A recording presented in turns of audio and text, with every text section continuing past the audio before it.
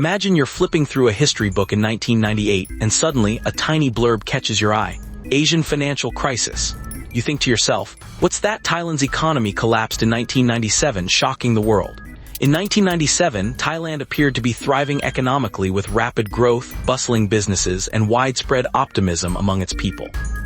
However, beneath this surface prosperity lay significant underlying issues that would soon become apparent. Much like a toy that looks flawless from the outside but harbors unseen flaws inside. Thailand used to peg its currency, the baht, to the US dollar.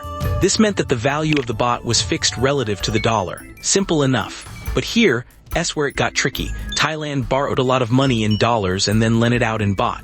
As long as the baht remained stable against the dollar, this arrangement seemed manageable. However, when speculators began selling off the Thai baht in large volumes, its value dropped significantly relative to the US dollar, leading to capital flight and economic instability. Something happened that nobody saw coming.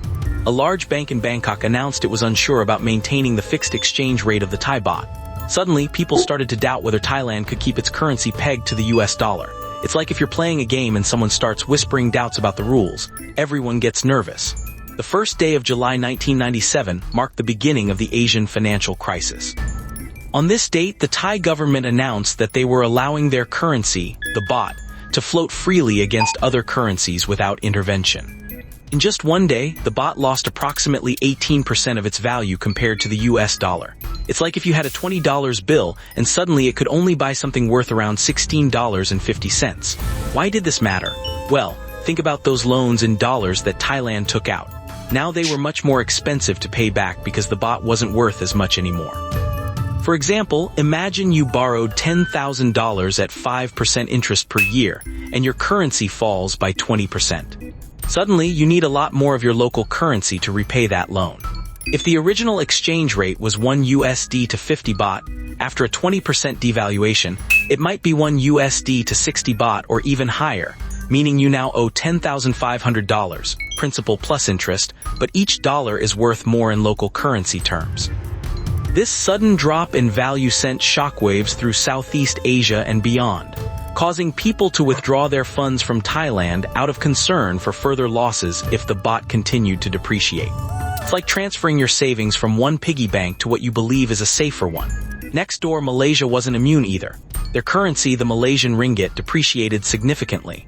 Within a month, it had lost approximately 40% of its value against the US dollar. That might not sound as dramatic as Thailand's drop, but when billions are at stake, even large percentages matter. Now here's where things get really interesting. Indonesia, another major player in Southeast Asia, was hit hard. The rupiah dropped by about 80% within a few months against the US dollar. Imagine if you had $100 and it suddenly became worth only $20. That's what millions of people faced across the region. So why did this happen? It wasn't just because Thailand abandoned its currency peg to the US dollar.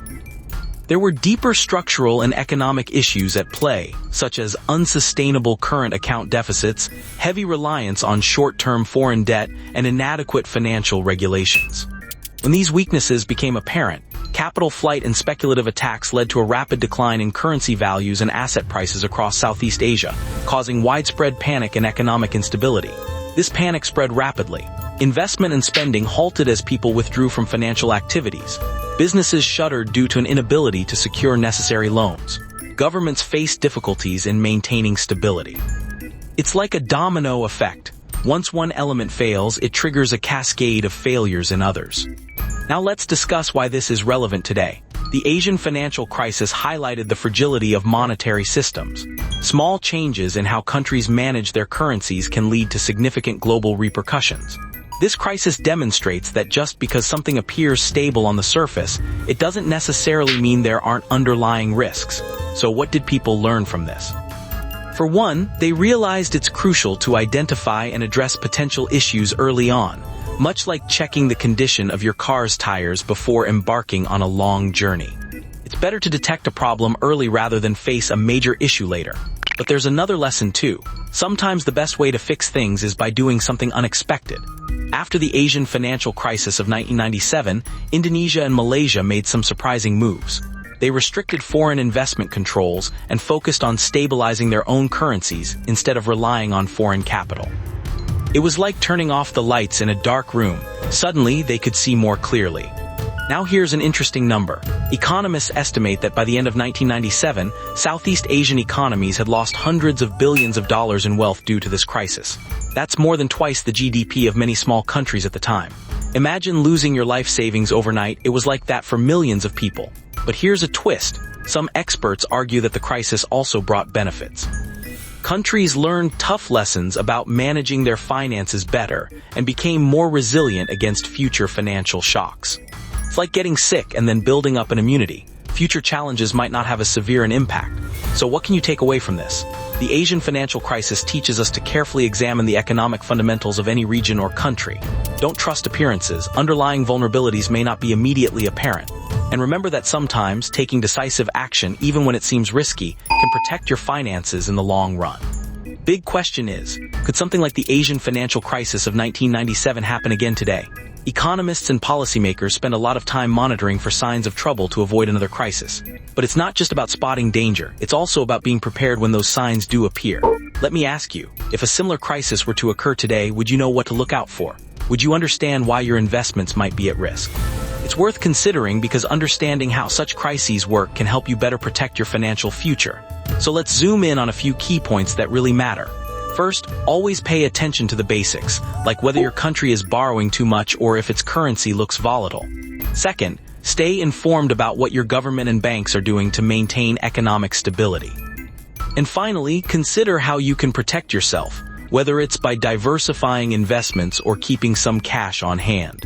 The crisis exposed vulnerabilities in interconnected economies worldwide. It showed us that stability isn't guaranteed and that significant changes can occur suddenly. However, just because something scary happened in the past doesn't mean it'll always be that way. We learn from history, and by doing so, we get better at protecting our finances. Now let's move on to a critical piece of the puzzle. How did this crisis start? It all began with Thailand's decision in 1997 to allow its currency, the baht, to float freely against other currencies. Why would they do such a thing? Well, imagine you're running a big company in Thailand and your supplier is based in America. You need dollars to buy supplies but only have bahts, so you borrow dollars at 5%, thinking it'll be easy to pay back if the exchange rate stays fixed. But suddenly the government allows the currency to float, causing the value of the Thai baht to drop sharply against the US dollar. This makes your debt more expensive in local currency terms and harder to repay. Now you're stuck with a lot of debt that's suddenly more expensive to repay. Your suppliers demand payment in dollars, but your earnings are now worth less in bahts. This creates a chain reaction as people start selling off their baht for dollars because they're worried about losing even more value. It's like everyone trying to exit through the same door at once, leading to further devaluation of the currency.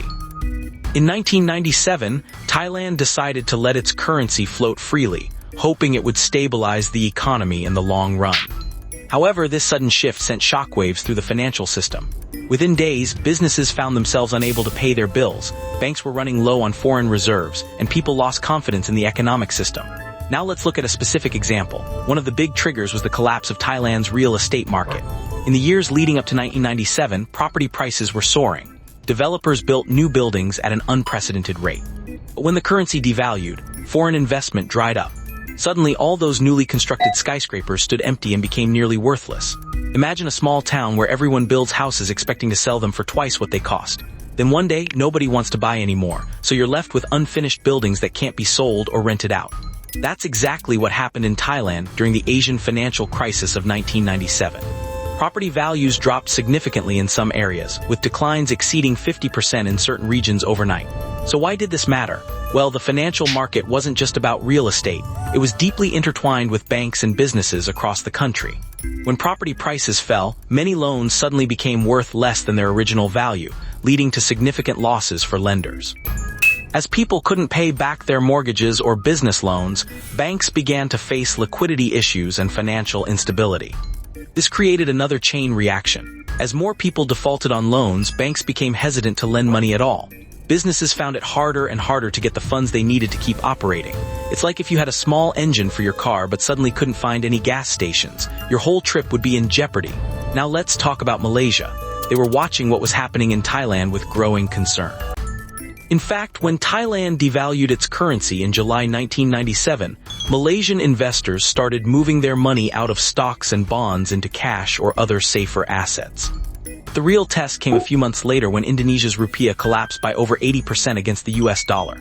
Malaysia knew they had to act fast and announced a series of measures to stabilize their own markets, including controlling foreign investment in Malaysian banks, essentially limiting how much money could flow out or in. This approach helped stabilize the situation. By regulating capital flows, Malaysia decreased panic and halted further devaluation of its currency. It's akin to closing off a busy street during an event, providing reassurance that another lesson from this crisis is about transparency. When Thailand allowed its currency to float in 1997, it did not provide sufficient information to the public or investors. This lack of clear communication increased uncertainty and nervousness among stakeholders. In contrast, Malaysia provided regular updates and guidance, which helped stabilize market confidence. Now here's a concrete number. In 1997, the Malaysian ringgit lost about 40% against the US dollar over just 3 months. That might not sound as drastic as Thailand's drop of around 20% in one day during the same period, but when you're dealing with billions of dollars, every percentage point counts. So why did Malaysia's approach work better? Partly because they were quicker to act and more transparent about their plans. But it was also due to broader lessons learned from Thailand. Addressing economic vulnerabilities proactively, rather than waiting until a crisis is imminent, can prevent severe repercussions. It's like fixing a leaky roof before the rain starts pouring. Now let's move on to Indonesia, which had its own unique challenges during this crisis. The rupiah dropped by about 80% within months, much faster than Thailand and Malaysia. This rapid decline was partly due to overleveraged banks and companies that couldn't handle the sudden changes in currency values. Imagine a company borrowed heavily in US dollars but earned revenue locally in rupiah. When the rupiah depreciated sharply against the dollar, those dollar-denominated loans became much more expensive to repay in local currency terms. It's like getting a loan to buy a car in a foreign currency, only to see your local currency lose value overnight, making it harder to earn enough of that devalued currency to pay back the loan. Indonesia also faced issues with corruption and mismanagement of funds. Many businesses were built on borrowed money rather than solid foundations. When the crisis hit, these shaky structures crumbled quickly. In just a few months, Indonesia's stock market dropped by over 50%, wiping out substantial wealth. Now here's an interesting fact. During the Asian financial crisis of 1997, the Indonesian government implemented various measures to stabilize their currency, but it was already too late for many businesses and investors. They imposed capital controls, banned foreign exchange transactions, and even introduced a new tax system aimed at stabilizing the economy. However, these efforts couldn't prevent the rapid decline of the rupiah. Why did this matter? Well, Indonesia's experience demonstrated that even well-intentioned measures can be ineffective when implemented too late. It's like attempting to repair a leaking boat after it has already begun to sink. It's better to identify and address issues before they become major problems. So what are some key lessons here? First, transparency is crucial. The more you know about how governments and banks handle financial matters, the better prepared you'll be. Second, diversification matters. Don't put all your eggs in one basket. Investing across different asset classes can help mitigate risks. And finally, always keep an eye on how much debt accumulates, because when times get tough, high levels of debt can become overwhelming. The crisis also highlighted the importance of having a strong regulatory system to oversee financial markets. When Thailand and Indonesia experienced rapid currency devaluations in 1997, their lack of robust oversight made the situation worse. It's like driving without seat belts or airbags. You might be fine for a while, but when you hit rough patches, it gets dangerous. So what can we learn from all this? The Asian financial crisis taught us that stability isn't guaranteed and that small cracks can turn into major issues quickly. However, it also demonstrated the power of proactive measures, such as Malaysia's early steps to stabilize their markets.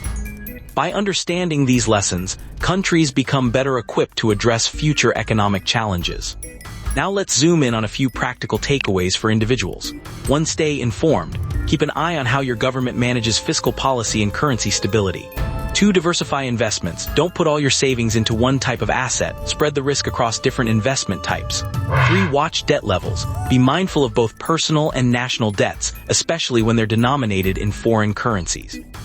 Understanding the impacts and lessons from historical events like the Asian financial crisis of 1997 can provide valuable insights into economic resilience and financial management strategies.